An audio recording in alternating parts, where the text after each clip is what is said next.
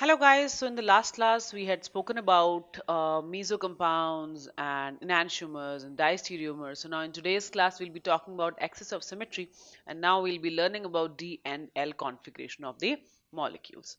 So let's start with axis of symmetry first. This is also one type of symmetry. We have already spoken about plane of symmetry and center of symmetry, which are their absence is a mandatory condition for a compound to be chiral. So this is also one type of symmetry, though this is not a mandatory condition. Absence of AOS is not a mandatory condition for a compound to be chiral. But this is a very important topic because many a times they ask you questions directly, how many folds symmetry you have in this compound. So the questions are not associated to the chirality of a molecule or optical activity, but they give you sometimes the compounds and they ask you what is the axis of symmetry for so and so molecule. So we should know how to check the axis of symmetry, but mind it, absence of axis of symmetry or presence of axis of symmetry is not affecting the chirality of the molecule. So what exactly is axis of symmetry? Axis of symmetry is nothing else but it's a plane, or it's a line through which if you rotate the molecule, it should give you the same molecule. So basically, on rotation to a certain degree, a molecule should remain same. So when I talk about any molecule, let's say I have this molecule. Okay, this is the molecule, and if this molecule I rotate to 360 degree, the molecule will remain same. So no matter whichever molecule you talk about, at 360 degree, it is gonna give you the same, exactly same picture. Okay, no matter it is chiral, no matter it is not chiral, no matter it has plane of symmetry, center of symmetry, or any other axis of symmetry or not, but any molecule we are talking about, if I'll rotate it to 360 degree, this is gonna give me exactly same compound.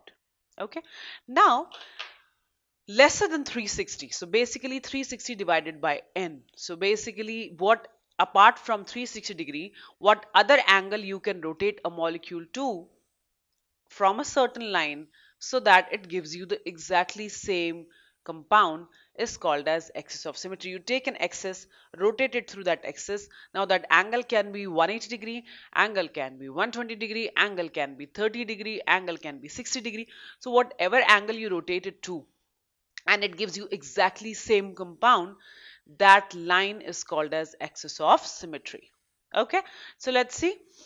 An axis around which a rotation by result in a molecule is indistinguishable from the original. This is called n-fold rotational axis. So basically, you have basically, if just in case I say after 60 degrees, my molecule is repeating and it is exactly same. So 360 by 60 is equal to what we are looking for. So that is n. That is the number n. So it is going to be 6. So my molecule has C6 symmetry. So basically it has 6 folds rotational axis. Okay, so basically it tells us 6 times when you rotate at 60 degree, every single time you'll get a repeated, there are 6 different axes through which if you rotate the molecule, you will get the same molecule. Okay, so this is called n-fold rotation axis, the axis or line through which you rotate the molecule and you get the exact same molecule again at a certain angle. If you rotate it to a certain angle. Okay, or you can also call it as axis of symmetry, and we represent this axis of symmetry by Cn. Cn means this n number represents that how many axes are present in your compound through which you can rotate the molecule and you can get the exact same compound. Okay, and how do you calculate x? You calculate x by 360 divided by the angle through which you have rotated. So let's say if it is 120 degree angle, then if you'll rotate it, so it will become C3. So basically n is becoming 3 and we have to write C3. So we represent the symmetry by Cn number. In a molecule, you can have C2 symmetry, you can have C4 symmetry, you can have C6 symmetry. There are many ways you can have symmetries over there. Okay, so C2 means twofold. That means 180 degree you rotate, and one axis on 180 degree, another axis on another 180 degree, and you will get the same molecule. C3 means threefold symmetry. That means three different axes are there through which if you rotate by 120 degree, you will get the exact same molecule. For example, if you see this molecule has been taken, I have taken H2O over here. This is my H2O. Okay, so this is my oxygen. This is my oxygen, and this is hydrogen, and this is hydrogen. So if you rotate this H2O with 180 degree, what you will get the same, exactly same compound. So if you want to see how exactly the water will look like, so let me just show you. So this is the water molecule. Okay, this is hydrogen and these are two oxygens. Do I really need to rotate it to 360 degree to get the same molecule? No, I can just simply do this. This is 180 degree turn, right? And I will get the same molecule, exactly same molecule. No difference in the configuration, no difference in the special arrangement. This is called excess of symmetry. Okay, so here I have taken ammonia. Okay, this is nitrogen. These are three hydrogens you have. Now let's see where all this molecule can show symmetry. So one is if the line passes through here. If this is the axis, I can do the 180 degree rotation, and what I'll get is the same molecule. So 360 divided by 180, what is it? It is 2. So it has C2 symmetry using that method, right? We can have multiple different axes through which you can rotate the molecule and get the same molecule. One another line which I can see is through the center of the nitrogen. So there is one line, let's assume it's a line passing through the center of the nitrogen. Hold it and then try to rotate it. Okay, this is the molecule. Try to rotate it like this. So it's not 180 degree, it's 120 degree rotation what you have done. A line which is passing through the center, you are rotating a molecule using that, and this is 120 degree rotation, right? So what is the symmetry over here? 360 divided by 120, that is 3. N is equal to 3. So this is C3 symmetry. Okay, so there are two kind of symmetries possible in this molecule. One is C2 and one is C3. In a molecule, we can have more than one symmetry excesses, right? And will be represented by different CNs, C2, C3, C4, C6, like that. So here in this molecule, we have C2 and we have C3. The one which has the highest number, highest number as N. Like here, in case of ammonia, I had C2 and C3, right? So the one which has higher number is called as principal axis. So basically the axis on which I have rotated and I have got the highest number for Cn, that is called as principal axis. So this axis is the one through which I rotated at 180 degree and I got C2. So this one is the principal axis. Okay, so that's how we determine the principal axis and principal axis of symmetry or axis of symmetry, and we find out what is the Cn value for a compound. So let's see a few more examples. So quick note over here, as I had mentioned earlier also, that C1 is present in all the molecules. What do we mean by C1? When we are rotating a molecule to 360 degree. So in all the molecules at 360 degree, when you rotate, you will get the exactly same molecule no matter how the molecule is. So at 360 degree rotation, always you get the same molecule, but we are not bothered about C1. When we are talking about axis of symmetry, I'm not asking C1 because every single molecule contains C1. What we are looking for, C2, C3, C4, any other Cn apart from C1. Okay. And another thing which I told you is that presence and absence of AOS is not a criteria for a molecule to be optically active. This is just we are learning because we get such kind of questions, but the presence and absence of AOS will define nothing, will not help you in finding out the optical activity. So it is present there, it is not present there is not going to affect your calculations and your understanding towards the optical isomerism. So now what I'm doing is I'm listing down some questions over here. Try out, just imagine them, just try to visualize them and figure out what is the symmetry for these molecules. Rather than I'm explaining you first, you try it on your own and then I will tell you the answers for all. Okay, so let's start with the first compound. So first compound what we have is a cyclic ring with one chlorine coming outwards and one chlorine going backwards, right? So what is the axis through which if we can rotate and get the same molecule again? I think if we rotate it through here, through the top, what will happen? The whole thing will flip over. This chlorine which is going backwards will go front, and the one chlorine which was coming in the front will go backwards. Just imagine, one is like this, one is like this. You are rotating it. So when it is completely turning, the one which is at the back like this, one is at the back like this, will become like this here, and this will become like this. So basically 180-degree rotation is happening. When you rotate it to 180-degree, you will get the same molecule. So rotate it to 180-degree. Imagine in your mind, if just in case you're not able to, then it's very difficult to get these questions or very difficult to understand the optical isomerism in general. So let me just show you for one compound, but I'm not going to show you for everything. Let's say this is my compound. If I flip it to 180-degree, it's like this. So what is happening? The lower one, this is basically square. I should have taken triangle, but I'm just trying to show you the one which was going downwards is going upwards now, and the one which was going upwards is going downwards now. Right? Got the point? So assume this is the thing and this is the thing. If I flip it 180-degree flip, look at the 180-degree flip.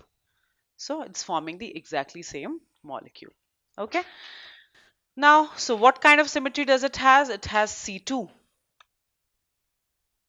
C2. Now, does this molecule, the second molecule, has any excess of symmetry? If I rotate it through this plane, will it give me the same molecule? No, it will not. The earlier chlorines which were towards the viewer will go away from the viewer. If I rotate it from the center, like uh, uh, the way how we had done, rather than twisting it, rather than doing it as we were doing for this, rather than doing from the top line over here, that kind of rotation. If I pass a line through the center and then try to rotate it, will it give me the same molecule by any chance? No, neither at 120 nor at 180. Forget about lesser than that. Okay, so I don't think it contains any AOS, so no AOS. What about next one? For the next one, it is a line which passes through the center from here. If you rotate it, flipping of 180-degree will not help, because in that case all the chlorines which are towards the viewer will go away from the viewer, but rotating from the center will help, and hence you move it to 120-degree like this. You move it to 120-degree and you'll get the same molecule, right? So assume this is the cycle, there is a cycle in between, okay, and these rather than being straight, these are coming towards you, all the three, okay, all the three are towards the viewer. Now if you rotate, my bad, if you rotate it like this, what will happen? It will give you the same molecule. Again, you rotate it like this, you will get the same molecule. So it's not the exact same thing which I have drawn, but yeah, I mean, it can give you a slight idea that there is a cyclic ring, and then the chlorines are coming outwards like this, two like this and one is like this. You rotate it and you'll get the same thing, right? Rotate it to 120 degrees. So what kind, if it is rotating to 180 degree, what kind of excess of symmetry it has? It has C3. Now look for the fourth one. Does it have any excess of symmetry? Yes, if you rotate this molecule like this chlorine will come here. So you're not flipping, you are just moving from here to here. So this chlorine will come here and this chlorine will go here. So this seems like if you move it like this for 180 degree, or you rotate it like this for 180 degree, and you'll get the same molecule. So excess of symmetry is here, and that is C2, right? Now, next one. Let's look for the fifth one. Do we have any excess of symmetry over here? Yes. If I flip it through this axis, basically I just turn it like this. In that case, what will happen? The chlorine which is towards you will go away from you, and the chlorine which is away from you will come towards you. So basically, you are flipping it through the axis. You're just rotating it like this, and then you will get the C2 symmetry. Right? Now look at the fourth one again, through the center. If the line is passing and you are just moving, the way how you rotate a Beyblade sort of thing. So Beyblades are generally the ones how you rotate them like this, right? I'm not good at it. I mean, I've not done it ever, but people who have used it, so they basically rotate it like this through the center axis. Okay, so exactly same way. If you rotate it through the center axis, this will move here, this will move here, this will move here, this will move here. What angle do you have to rotate? What angle? It's just 90 degree. You rotate it to 90 degree and you will get the same molecule, right? So the axis of symmetry here is C4. Does it has any other symmetry? Yes, it has. If you rotate it to 180 degree directly rather than rotating to 90 degree, then also it will give you the same molecule. So it has C4 also and it has C2 also. If C4 is there, then C2 is definitely going to be there. So just see, I mean, it won't make a difference. But if you get a question like which is the principal axis in this question, you cannot mark C4. The principal axis is C2. Okay, so if at 90 degree it is giving you the same molecule, at 180 degree also it will give you the same molecule. Okay, now look at this one. Look at the seventh one. Do we have any axis through which if we rotate, we get the same molecule? I think we have. If I rotate it through this line, if I rotate it through this line by 180 degree, I will get the same molecule, right? This the backwards chlorine will become front and the front chlorine will become back. So it will become, so it is C2 symmetry what it contains. Now does this molecule, the eighth one, contain any kind of axis of symmetry? No, I cannot rotate through the center, and if I'll rotate it through the center, it is not going to give me the same molecule. If I flip it like this from this axis, it is not going to give me the same molecule. So no axis of symmetry over here, no AOS. Are you able to visualize? Are you able to understand what exactly we are talking about? If yes, let's start solving the next set of questions. Please try to visualize. More you'll visualize, more easy it will be. If you'll just look at the 2D structure and will try to solve it that way, it will not get solved and you will end up getting confused. Okay, so try to visualize. Now you have seen a lot of 3D structures, so you can actually close your eyes and think and you will get the exact shape how it looks like. So let's talk about question number 9. So assume this is my molecule, this is my molecule. So these are two COH which are away from the viewer. This is the Fisher projection exactly. Okay, this is OH, this is H, this is OH, this is H. What can we do? How can we flip it? Do we have axis of symmetry? That's exactly what we need to check, right?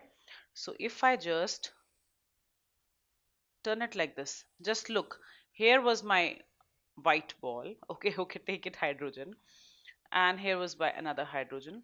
Let's flip it. Where have I got my hydrogen? Here again. This is my OH, this is my OH, this is my hydrogen. So I can rotate it upside down and I'll get the same molecule, right? So basically, if I'll rotate it upside down, so basically this is going down and this is going up, right? So am I getting the same exact molecule? Yes, I am. Okay, so it has AOS in it, C2. Apart from that, there is no other AOS. Okay, now let's see whether this compound is optically active or not. Though it doesn't matter, with AOS it has no impact on its chirality. We just quickly check COS over here. Do we have a COS over here? No, we don't have, because if the line which passes through, let's say this yellow is not passing through the center, so no COS. POS, can we cut it through any plane to give two equal halves? Can I cut it like this? No. So optical activity, yes. Okay, so presence of excess of symmetry is not affecting your chirality of the molecule. So look at the question number 10 now. Can I convert it to the Fisher projection like this? So methyl here, chlorine here, hydrogen here, chlorine here, and methyl here. This is what exactly it is. Isn't it very similar to what we have done above? So you just flip it over top to down, right? And you will get the same compound, right? So it also has C2 symmetry. Now what about this 11th molecule? It's like you have a cyclic ring and then three rings are standing on it. So basically a plane ring, and then one ring like this, one ring like this, and one ring like this. What can I do? Through the center I can spin it, right, to a certain angle. It's like, again, as I mentioned earlier, it's like Beyblade. So you rotate it through the center, and you rotate it, and this thing will come over here, this thing will come over here, this thing will come over here. This is what exactly will happen. So this has what kind of symmetry? You just have to rotate it to 120-degree and your molecule will be the same. So it is C3 symmetry. Apart from that, do we have any symmetry over here? So let's see, do we have any symmetry? If it is C3, I can rotate it to 180-degree and then also I'll get the same thing, right? So if I rotate it through this axis, won't I get the exactly same thing? I will get. Okay, so it has C3 also and C2 also. Now look at this molecule. This is benzene. All of us know benzene. Here, what kind of rotation I need to do? Just 60-degree, right? The 60-degree rotation and you will get the same molecule. So what kind of this thing is there, as in like what kind of axis of symmetry is there? C6 is there.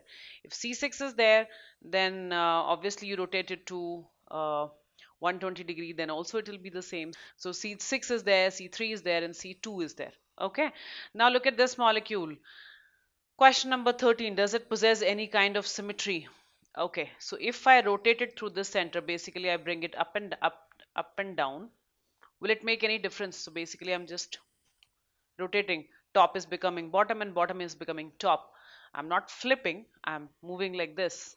Okay, so will it change the configuration? No, it will be exactly same. So it has C2 symmetry.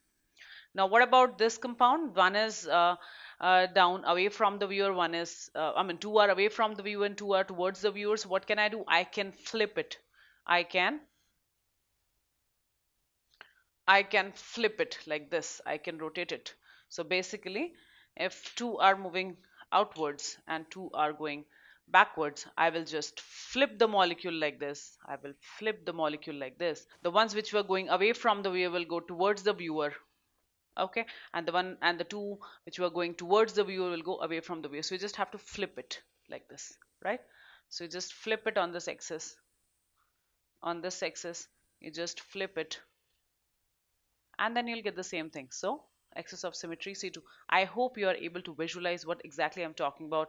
If you're not able to, close your eyes, think about the molecule and then try to flip it. Now what about this molecule?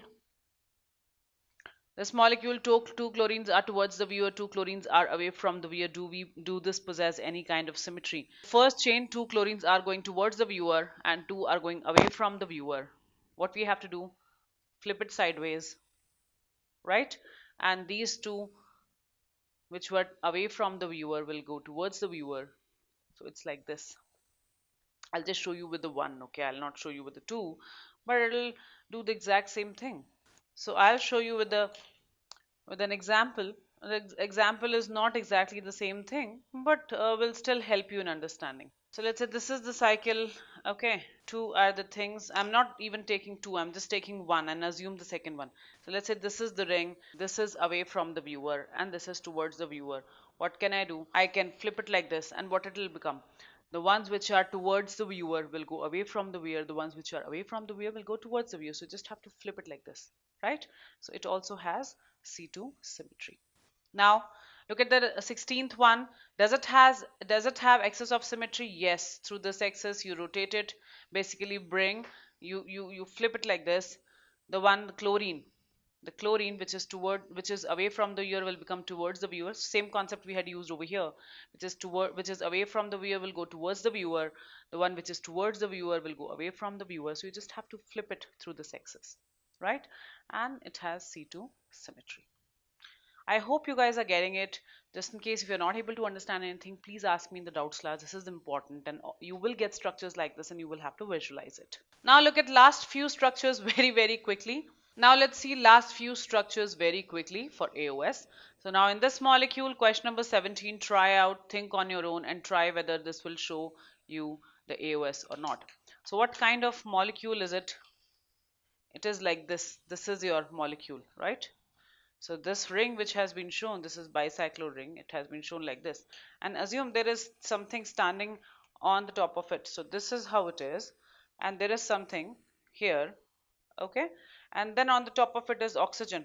So there will be an excess which will be going through the oxygen. You rotate it through that, and will the molecule change? Just imagine again, this is my ring. Okay, this is my ring, and there is something over here on the top of it.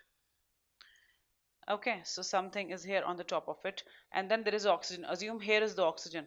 Now if I rotate it using that oxygen, there is excess which is passing through the oxygen. If I rotate it through that, will it change? It will just rotate like this. That's all.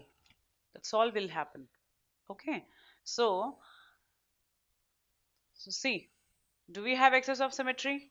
There is a thing over here, there is one thing standing over here, and then on the top of it, assume there is an oxygen. There is an excess passing through it. Just rotate it through it 180-degree, and you will get the exact same thing. So yes, it has AOS. And what kind of symmetry is there? C2. Now look at 18th one. 18th one is again exactly the same thing. You pass a line through here, and you rotate it through that through 180-degree. So will it give you the same molecule? Yes, exactly. But you can see one more thing over here. I can also write this molecule as this.